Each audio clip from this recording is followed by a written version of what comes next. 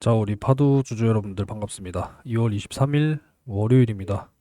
이번 2월도 이제 벌써 마지막 한 주가 남아 있네요. 또 3일 연휴가 다가오고 있으니까 이번 주 한 주도 화이팅 하시고 힘내시기 바라겠습니다. 여전히 날씨가 또 다시 이제 추워졌기 때문에 건강 관리 잘 하셨으면 좋겠습니다. 지난주 금요일에 영상 찍어드리면서 댓글에 또 좀 걱정해 주시는 댓글들이 많이 있었어서 네, 아무래도 좀 염려들이 많이 있으셨을 텐데 그래도 뭐 100이라고 한다면 한 80 정도 네, 회복이 된 것 같습니다. 여전히 뭐 목 상태는 조금 불편하기 때문에 좀 양해를 부탁드리고 오늘도 시청하시면서 구독과 좋아요 한 번씩 부탁을 드리겠습니다. 자, 54,400원. 오늘도 5만 원 선 위쪽에서 잘 마무리가 되어줬고, 사실 이제 투자 경고 해제, 이제 판단일이 이제 25일 이렇게 이제 예정이 되어 있는 상황인데 해제 요건 중에 15일 전에 종가보다 100% 100% 오르지 않았을 것. 이 여기에 이제 사실 해당이 되려면 적어도 45,000원 이하 쪽으로 주가가 빠져 내려와야 되는 상황이거든요. 근데 지금 상황이라고 한다면 25일에 투자 경고 해제가 되지 않을 가능성이 훨씬 더 큰 그런 상황입니다. 일단은 아마 요때 기준일 거거든요. 요때 종가가 이제 22,500원이잖아요. 그러면 곱하기 2를 하면 되는 부분이니까 45,000원. 이 45,000원 아래쪽으로 종가가 빠져내려와야 되는 지금 그런 상황인데 지금으로서는 그 내려올 지금 생각이 없는 지금 그런 상황이죠. 오늘 23일이니까 추가적으로 지금 주식 매수 선택권 행사되는 물량 50만 주가 이제 추가 상장된 상황 속에서도 주가는 지금 5만 원 선을 잘 버텨내고 있는 이런 상황이기 때문에 어쩌면은 이제 요 날짜를 기준으로 해서 100%면은 두 배니까 얼마죠? 5만 5,200원. 그죠? 요렇게 좀 충족시켜 주면서 투자 경고가 해제가 되지 않을까. 그만큼 이제 투자 경고 종목으로 지정되는 기간 자체가 조금 더 길어질 수 있다. 정도로만 해석하시면 되는 부분이니까 뭐 여기에 대해서 크게 신경 쓰지 않으셨으면 좋겠습니다. 오늘은 뭐 외인 기관 전부 좀 매도 우위를 보여주는 하루였고 여전히 근데 사모펀드 측은 지속적으로 매수해주는 모습이 나와주고 있습니다. 오늘은 또 특히나 개인 투자자들이 또 열심히 물량을 받쳐내는 그런 모습으로 전개가 됐습니다. 일단 뭐 중요한 건 5만 원 선은 잘 지금 버텨내고 있는 이런 상황이고 애초에 제가 이제 잡아드렸던 포인트는 요 포인트였죠. 5만 1,000원 라인 그리고 이 라인을 지키지 못해서 추가적으로 빠져 내려오게 되면 4만 5천 원 이렇게 이제 잡아드렸고 이 4만 5천 원 라인이 사실 거래 재개 이후에 상승 이후에 눌림목 구간이었어요. 그래서 2차적으로는 요 4만 5천 원 이렇게 지금 보고 있다. 이렇게 말씀을 드렸고 4만 5천 원을 잡았던 이유도 역시나 이제 요때 기준으로 해서 100% 넘지 않는 구간으로 사실 본 거기 때문에 2차적으로 잡은 구간이었거든요. 그래서 일단은 한번 지켜보고 있는 그런 상황이니까 일단 5만 원 선을 잘 버텨내고 있다라고 하는 것은 긍정적이다. 이렇게 이제 말씀을 드릴 수가 있겠습니다. 샌디스크도 지난주 금요일에 보니까 추가적으로 상승이 나와주면서 다시 이제 또 전고점을 갱신하러 가는 그런 상황이거든요. 또 얼마 안 남았죠, 그죠? 그래서 요 강력한 요 저항 라인을 또 돌파를 하게 된다라고 했을 때는 또 금세 또 신고가를 뚫으러 가는 그런 모양이 나오지 않을까. 좀 이렇게 또 생각을 해보고 있습니다. 일단 지난 금요일 영상의 이 댓글 리뷰부터 좀 한번 해보고자 하는데 자 일단 많은 분들이 좀 이렇게 아프지 말라고 또 이렇게 말씀 남겨주셔서 굉장히 좀 감사를 드리겠고 한 두 가지 정도 좀 눈에 띄는 게 있었거든요. 자, 첫 번째는 혹시 삼성이나 SK 하이닉스와 계약할 호재는 없을까요? 일단 삼성의 경우에는 자체적으로 다 만들잖아요. 그죠? 뭐 D램부터 시작을 해서 낸드 그리고 컨트롤러 역시도 자체적으로 생산을 해서 완성된 이 SSD를 빅테크 쪽으로 공급하는 그런 삼성이기 때문에 뭐 비밀리에 뭐 파도 측이랑 뭐 협력할 가능성에 대해서도 좀 언급이 됐었던 기사도 제가 있는 것으로는 알고는 있습니다만 이거를 파낼 수는 없습니다. 왜? 기밀이니까. IR 담당자에게 뭐 이런 거 물어본다고 하더라도 답변 안 해줄 겁니다. 회사 기밀이기 때문에. 근데 저는 좀 이 삼성과의 어떤 계약 가능성에 대해서는 좀 낮을 수 있다라고 생각을 해요. 오히려 이제 SK 하이닉스 측과의 어떤 또 계약이 나올 가능성이 더 높다라고 보지, 삼성과는 조금 가능성이 낮지 않을까. 이렇게 이제 생각하는 부분입니다. 좀 넘어가도록 하겠고. 자, 여기부터 또 샌디스크에서 컨트롤러를 자체적으로 개발한다. 이렇게 또 이제 댓글을 남겨주셨는데, 제가 여기에 이제 또 답글을 달았었죠. 이게 사실 뭐 뚝딱 될 일이 아니다. 그리고 이제 HBF, 낸드를 이제 수직으로 적층시켜서 만드는 또 이제 차세대로 지금 또 거론되고 있는 HBF죠. 그러니까 HBM의 한계를 이 HBF가 해결한다. 요 정도의 이제 개념이라고 생각하시면 되는데, 이제 여기에 대한 이야기에 대해서 오늘 이제 영상에서 한번 말씀을 드려보겠습니다. 이렇게 이제 이야기를 했는데, 하이닉스랑 샌디스크가 이 사실 HBF에 대한 어떤 표준화를 위해서 공동으로 개발하고 협력하겠다. 여기에 대한 이제 업무 협력 체결, MOU 체결을 한 것은 맞습니다. 맞는 상황인데, 이 사실 이제 요거예요. 샌디스크가 결국은 지금 이 고성능 SSD에는 이 파두의 컨트롤러를 공급받아서 사용을 한다라는 거죠. 이미 사실 뭐 기술력 부분에 있어서 지금 뭐 샌디스크나 SK 하이닉스 역시도 치고 나가야 되는 지금 그런 상황이고, 뭐 R&D 등등을 통해서 이제 기술 개발을 해야겠죠. 그래서 이 자본금으로 사실 이제 자본을 투입을 해서 기술 개발을 할 것이냐, 아니면 기술 개발을 오히려 좀 파도 측에다가 맡겨서 자본을 대주느냐. 저는 이 두 가지의 어떤 가능성이 존재한다라고 생각을 합니다. 이걸 왜 이렇게 생각을 하냐면, 사실 뭐 파도 같은 경우에도 뭐 최근에 매출은 지속적으로 좀 그래도 늘어나고 있는 이런 상황이지만, 지금 순수 자기 자본이라고 해봐야 587억 규모밖에 안 돼요. 그렇기 때문에 지금 이제 6세대 컨트롤러까지 지금 기술 개발이 이제 완료가 된 그런 상황이죠. 뭐 앞으로 이제 7세대, 8세대 컨트롤러, 여기에 이제 투입해야 될 자본이 조금은 좀 빡빡할 수 있다. 이렇게 이제 생각을 하는 거거든요. 이제 뭐 천억 매출 올리고 있는 지금 이런 상황이고, 흑자로 어찌됐건 빨리 좀 전환을 해서 꾸준하게 어느 정도 이 자본을 쌓아놔야 앞으로 이제 또 새로운 기술 개발에 또 투자를 하게 될 텐데, 지금 조금 빡빡하다.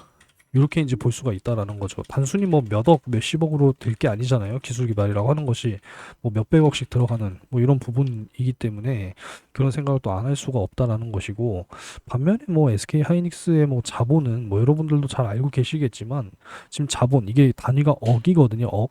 자기 자본, 순수 자기 자본만 한다 하더라도 지금 100조 원이 넘어가요. 3억, 10억, 100억, 1000억, 100조죠, 그죠? 100조가 넘어가는 좀 이런 상황이기 때문에, 사실 R&D에 이제 거대 자금을 투입을 시켜서 자체적으로 할 것이냐, 그 방향성 한 가지가 있다라는 것이고, 근데 이제 기술 개발을 하면서 여기에 투입이 되는 또 인력들 생각을 안 할 수가 없고, 거기에 따른 또 비용, 이런 부분들도 생각을 안 할 수가 없기 때문에, 차라리 이런 비용들을 오히려 이미 이제 파두가 보유하고 있는 기술력이 있기 때문에 차라리 파도 측에다가 이런 것들을 맡겨서 차라리 수주를 줘서 개발하는 방식, 요런 이제 부분들도 가능성이 저는 있다라고 생각을 하는 거거든요. 물론 지금 샌디스크의 자금력과 SK 하이닉스의 자금력이라면 충분히 좀 거대 자금을 이 R&D 자금으로 투입을 시켜서 자체적으로 또 개발할 수 있는 방법도 있겠지만, 이 난이도가 사실 이제 상당하다라는 거거든요. 난이도도 상당하고 이제 시간이 상당히 또 오래 걸릴 수 있는 이러한 부분들이기 때문에, 기존에 지금 이미 기술력이 입증된 이 파두의 기술력을 오히려 이제 역으로 파도 측에다가 뭐 돈을 주는 거죠. 그죠? 돈을 대주고 개발을 해달라. 이렇게 갈 수도 있지 않을까라는 생각인 겁니다.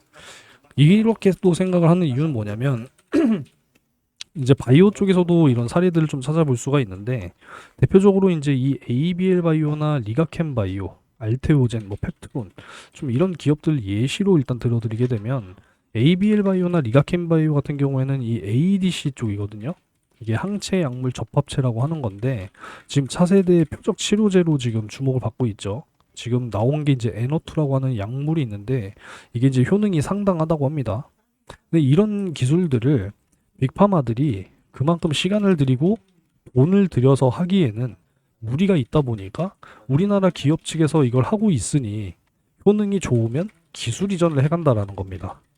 알테오젠도 이 정맥 주사 제형을 피하 주사 제형으로 바꿔주는 플랫폼을 보유하고 있기 때문에 머크라고 하는 이 키트루다라고 하는 면역 항암제 왕이라고 불리는 이 정맥 주사를 이 피하 주사로 바꿔줄 수가 있는 부분이기 때문에 머크와 알테오젠이 계약을 했다라는 것이고 이제 또 미국의 일라이릴리라고 하는 이제 또 빅파마가 있는데 얘네가 이제 비만 치료제 또 만드는 게 있죠. 이제 위고 이제 마운자로 뭐 젯바운드라고 하는 것인데 이게 이제 일주일에 한 번 맞는 제형이에요. 근데 이거를 이제 한 달에 한 번 맞는 거. 이 플랫폼을 또 이 펩트론이 보유를 하고 있기 때문에 공동으로 이제 또 계약을 개발을 하기 위한 또 계약을 체결했다라는 겁니다. 그러니까 이런 부분들이기 때문에 어찌 보면은 그림은 같다라는 거죠. 그래서 이 자체적인 컨트롤러를 물론 돈을 써서 시간을 들여서 자체적으로 개발을 할 수는 있겠습니다만 그 비용이 어느 정도가 될 것인지 그리고 시간은 어느 정도 걸릴 것인지 이 부분에 대해서 과연 막대한 투자를 할 것이냐 이미 기술력을 보유한 파두에게 맡길 것이냐 저는 이런 부분들도 충분히 가능성은 있다라고 생각을 하는 겁니다. 그렇기 때문에 좀 이런 내용들도 역시나 여러분들이 참고를 한번 해보시면 좋을 것 같아요. 그래서 이런 부분들에 대한 의견도 여러분들이 이렇게 댓글로 남겨주시게 되면은 저 역시도 한번 열심히 뇌피셜을 한번 돌려보고 저의 의견들을 또 영상에서 말씀드려 볼 수 있도록 하겠습니다. 자, 오늘 영상도 좀 좋아요 많이 눌러주시고요. 지난 영상인 175분이 또 좋아요를 눌러주셨네요. 자, 그리고 이제 여기 영상 댓글에 항상 이렇게 SM 경제연구소 무료 텔레그램 채널 링크 남겨드리고 있으니까 아직 안 들어오신 분들은 꼭 들어오시기 바랍니다. 이제 어느덧 400분 넘게 지금 들어와 계신데 더 많은 분들과 함께 하기를 희망하도록 하겠습니다. 그리고 이제 채널 멤버십도 후원이 있는데요.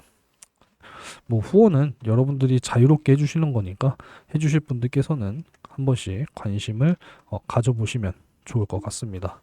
자, 이 정도로 넘어가고 오늘 또 한번 살펴보려고 했던 내용이 있었는데 일단 지난번 영상에서 말씀을 드리려고 했던 것 중에 하나가 있었는데 그거부터 말씀을 좀 드리도록 할게요. 어떤 거냐면 자, 메모리 2천억 달러 규모의 변곡점이라고 하는 주제로 올라온 내용인데요.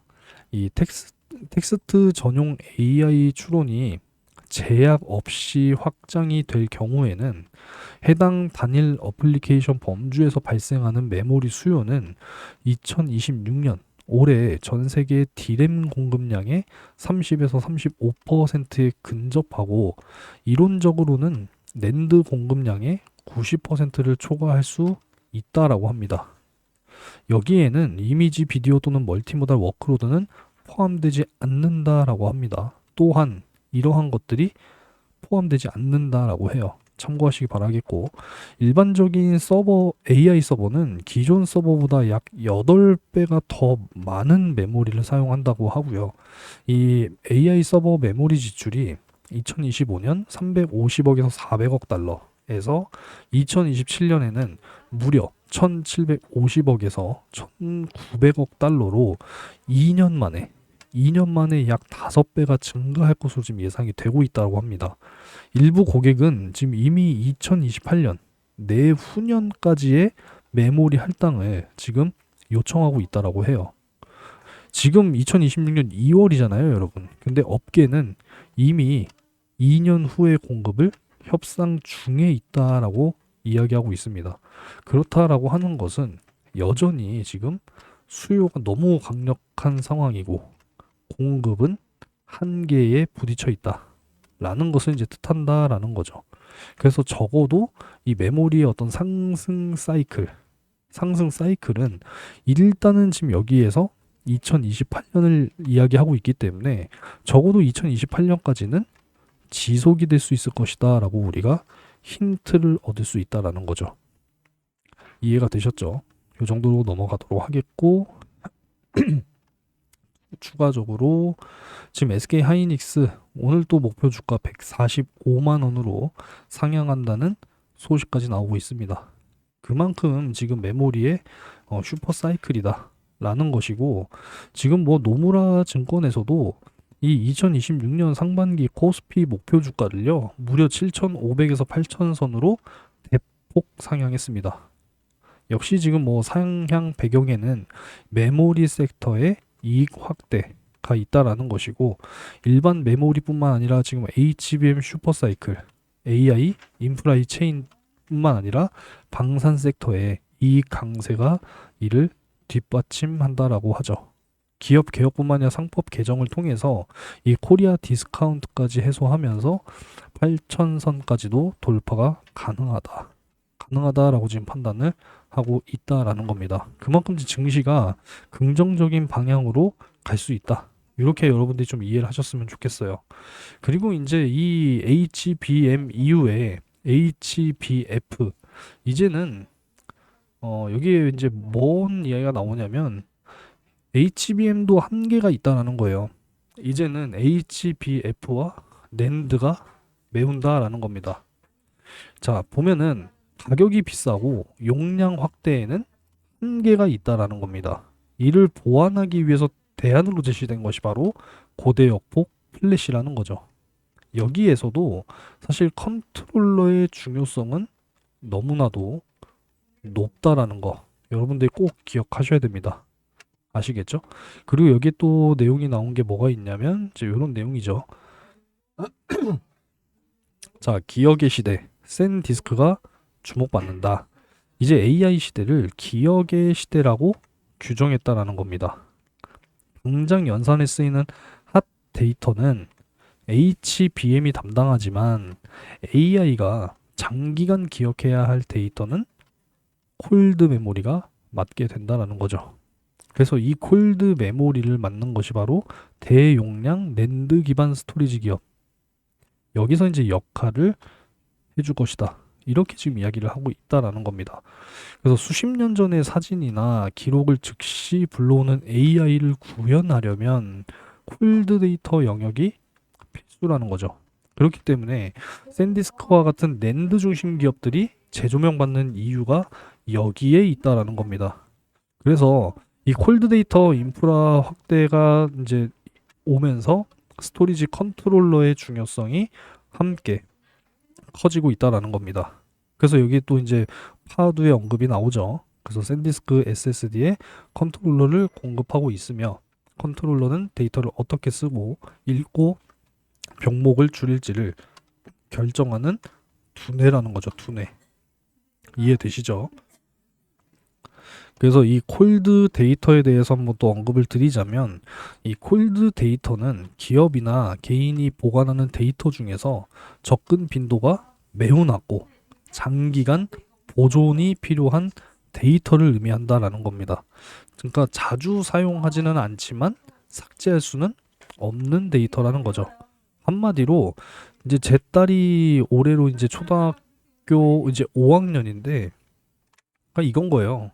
1살, 2살 때 사진을 지우지는 않지만 지속적으로 보관한다라는 거잖아요. 그죠? 그러니까 이런 걸 이제 콜드 데이터라고 이야기를 한다. 이렇게 이해하시면 되겠습니다. 그래서 결국은 장기 보존이 필요할 수밖에 없다라는 것이고 얼만큼 이제 저비용으로 저장할 수 있느냐. 그죠? 그리고 대용량으로 저장할 수 있느냐. 이런 게 이제 중요하다라는 겁니다. 그래서 여기 보게 되면은 자, 핫 데이터, 웜 데이터, 콜드 데이터 나오죠. 그래서 콜드 데이터 접근 빈도가 매우 낮고 저장 매체 HDD, 테이프 보면은 또 이제 클라우드 나오죠. 장기적으로 이제 보존할 수 있어야 되고 규제까지도 준수할 수 있어야 한다. 비용적인 부분은 가장 저렴하다. 이렇게 이제 분류가 되고 있습니다. 그래서 이 콜드 데이터의 중요성이 점점 더 커지면서 앞으로 이제 낸드의 역할과 SSD의 역할, 그리고 나아가서는 HBF가 그 역할을 해주게 될 것이다. 이렇게 이제 우리가 이해할 수 있다라는 거죠. 그래서 활용 전략도 여기 보게 되면은 핫데이터는 SSD, 콜드 데이터는 저비용 스토리지에 배치한다라고 합니다. 그래서 이제 저비용 클라우드 서비스에 이제 활용을 하게 될 것이고, 이 데이터 라이프 사이클을 또 관리한다라는 겁니다. 그래서 거의 사용하지 않지만 반드시 보관해야 하는 장기 저장용 데이터이기 때문에 비용 효율적인 스토리지 전략이 핵심이라는 거죠. 그만큼 중요한 부분이기 때문에 샌디스크가 다시 주목을 받고 있다라는 것이고, 더불어서 파도 역시도 주목을 받게 될 것이다. 이런 내용으로 해석을 하시면 좋을 것 같습니다. 그래서 이제 파두에게는 사실상 이제 이게 위협 요소가 될 수도 있을 거라고는 생각을 해요. SK 하이닉스와 샌디스크가 양해각서를 이미 체결했다라는 것이죠. 그래서 뭐 자체적으로 뭐 컨트롤러를 개발할 것이다, 뭐 이런 이야기들도 시장에 돌고 있는 내용이긴 하지만, 과연 막대한 자금력과 그 시간을 직접 투자할 것인지, 아니면 또 파두에게 일정 부분을 맡겨서 함께 할 것인지, 어떤 이런 방향성들 역시도 제가 뭐 꾸준하게 체크를 해 보도록 할 테니까 새로운 내용이 나오면 또 전달 드리도록 하겠습니다. 이제는 낸드 플래시가 HBM을 이을 황금 3년 슈퍼 사이클을 지금 전망을 하고 있는 이런 상황이고, 역시 뭐 키옥시아 서버 SSD 확대로 최대 수혜를 전망하고 있는 이런 상황이고, AI 추론이 기업용 SSD 수요를 폭발시키는데 중요한 역할을 하고 있다.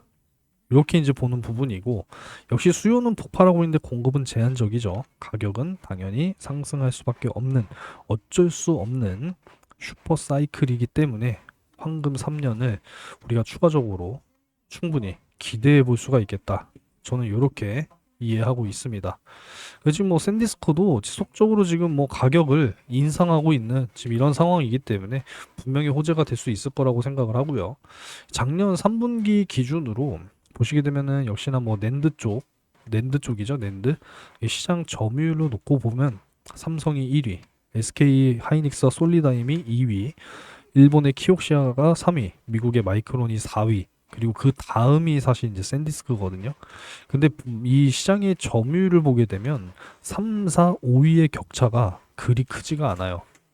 이런 상황이기 때문에 샌디스크 충분히 시장의 어떤 점유율을 또 늘려나갈 수 있다라고 한다면, 그러한 어떤 확대되는 규모의 일정 부분이 또 이 파두의 수주 규모의 증가로도 충분히 이어질 수 있을 거라고 생각하는 부분이기 때문에, 분기별로 이 시장에 대한 어떤 점유율 역시도 꾸준하게 파악을 해볼 수 있도록 하겠습니다. 그래서 아무쪼록 지금 뭐 CXL 쪽이나 HBF 쪽에는 뭐 속도 조절을 하겠다라고 하는 작년 이제 이 12월에 이러한 또 내용의 기사가 있었던 부분이지만, 이 전력 관리 반도체 그리고 SSD 이제 뭐 컨트롤러 전혀 뭐 이상이 없다라는 것이고, CX에는 또 조금 이제 속도 조절, 지금 뭐 HBM도 기술의 난이도가 지금 점점 올라가는 상황이고 빨리빨리 못 만들어서 문제인데, CX에는 너무나 한참 뒤의 일이다 라는 의견이 좀 시장이 좀 지배적인 상황이다 보니까 속도 조절을 하겠다 이런 상황이지만, HBF의 경우에는 좀 상황이 다르다라고 생각합니다. 어찌 보면은 HBF를 위한 또 이 컨트롤러 지금부터라도 좀 집중을 해서 개발을 해야 하지 않나, 뭐 이런 생각인데, 이게 이제 또 샌디스크와 또 SK 하이닉스가 위협으로 또 다가올 수 있는 부분이다라고 생각을 할 수가 있는 부분이겠지만, 결국은 이제 이 빅테크들이 시간과 비용의 투자를 얼만큼 할 것이냐, 아니면 일정 부분 파두에게 또 이제 기술에 대한 어떤 자문을 할 것이냐, 직접적으로 맡길 것이냐, 뭐 이런 부분들도 충분히 체크해야 될 내용이라고 생각합니다. 여기까지 하도록 하겠고, 지난 주말에 이제 이 미국의 트럼프 대통령 또 경로했죠. 미국의 대법원에서 관세는 위법이다 라고 판결을 하면서 트럼프가 이제 경로를 했고, 글로벌 이 관세가 지금 10%라고 해요. 10%. 근데 이거를 15%로 늘리겠다. 위법이라고 판결 받았으니까 화가 나겠죠. 관세에 미친 사람 아닌가 싶긴 하지만, 또 이런 또 이야기가 나오면서 새로운 또 불확실성이 제기되고 있는 이런 상황인데, 반도체는 미국의 15% 글로벌 관세 대상이 아니다라고 좀 이야기를 하고 있는 이런 상황이기 때문에, 정부에서도 이제 앞으로 어떻게 대응을 할 것이냐, 이런 부분들도 항시 체크를 해야 되지 않나, 이런 생각을 또 해보게 됩니다.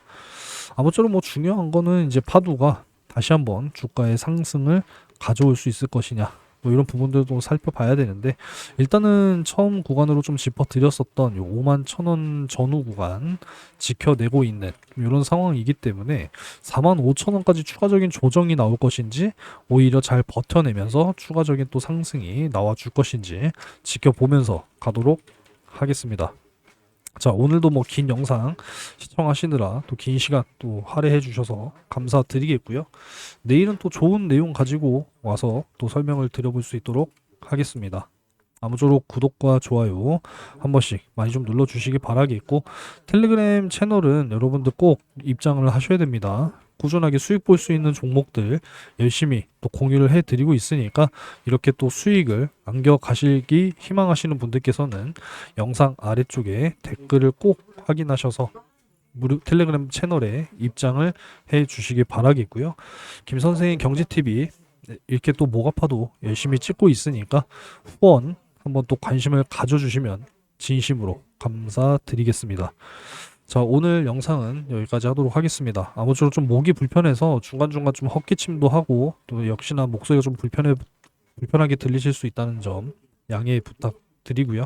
오늘도 구독과 좋아요 한 번씩 눌러주시고, 날씨가 다시 추워졌으니까 여러분들 꼭 건강관리 잘 하시기 바라겠습니다.